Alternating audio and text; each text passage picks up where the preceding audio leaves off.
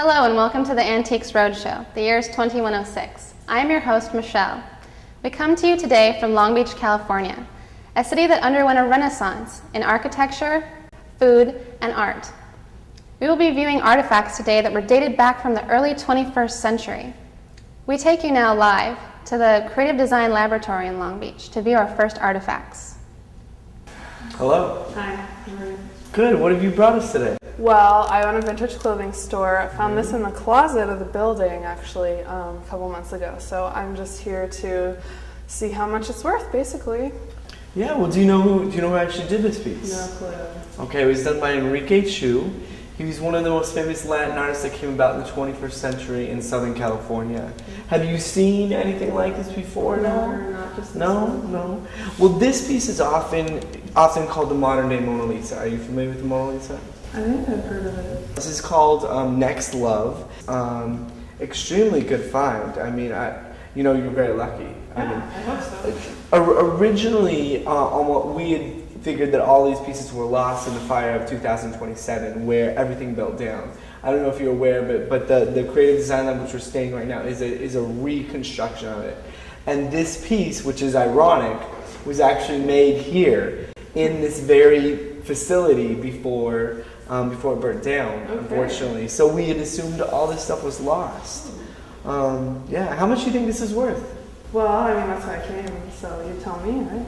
I would venture to say about 10 and a quarter. 10.25 billion? No, million. Oh. Well, that's like chump change. I'm basically here to see how much money I can get for this piece. See, I've been looking at this vacation home in Greece, so am I gonna get it or not?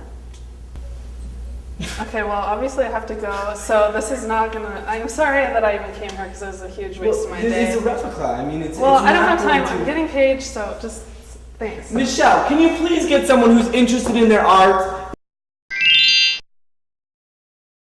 Good afternoon. Today we have a gentleman who comes to us with a jacket that he says that he's found in his grandmother's attic. Hello, how are you today? Good, thank you.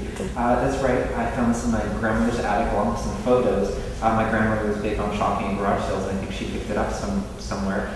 And I was wondering if it was worth anything. Well, excellent. Glad you came in. Well, let's take a look at this, shall we? First, we see that this jacket belonged to a Long Beach resident named Christopher Fukunaga. And these particular varsity jackets were worn by high school students back in those days. So yeah, and then we'll see here, you take a close look at these medals here. These are for swimming. But what's more interesting about these medals is the ones located down here. I see. Now, is this actually a Girl Scouts medal? If you want to hear it from me, just, between you and me here. Chris probably bought these medals at a Goodwill or some little trinkety shop, and then had them added on later to make it look like that he actually won more medals than he actually did. Yeah, which in reality he probably didn't. He just wanted to look cooler. Yes, I can almost see it now. Actually, pieces are all coming together. We see Chris, this lonely, sad man who, in high school, never had any girlfriends. Nobody would ever go out with him. He never had anyone to wear his Letterman's jacket. And then finally, luckily, he found someone, Lorraine, a lovely woman who wore the jacket with just, without any shame, just lovingly and faithfully. She would wear the jacket. And this, John, is where your pictures come in. Yes. See, we see here Lorraine wearing the jacket at the local coffee shop she so often frequented to get coffee. We see here her wearing the jacket as she's ironing. This next picture while she's jogging. She's, looks like she's sweating. Her and her friends are just sweating like crazy with the sun beating down on them, but yet she's still wearing that jacket. That's dedication. Definitely. And then lastly, we see her as an aged, old, beautiful woman. So nice. Yes. Okay. Now, how much do you think this jacket is worth? Based on that story, I'd say it's priceless. You would think so, but all stories have a price. Whether it's good or bad, they all have a price. 10.25. As in 10.25 million? No, sweetheart. As in $10.25. Where? Are you kidding? Do I look like I'm kidding? Oh my. You happy? Yes! So much! All right, ladies and gentlemen, thank you so much. That's this part of the show. Thank you, and please join us next time in West Covina at the home of Portia Lee, where we will be examining the paintings of her daughter, Lorraine.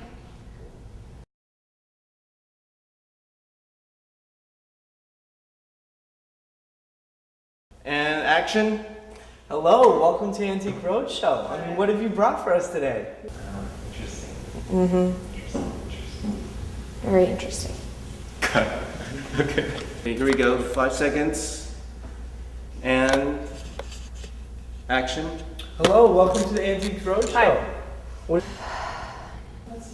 So he'll basically be like the generic critic. If you want to look right here, you can. But don't look. So just any. And action.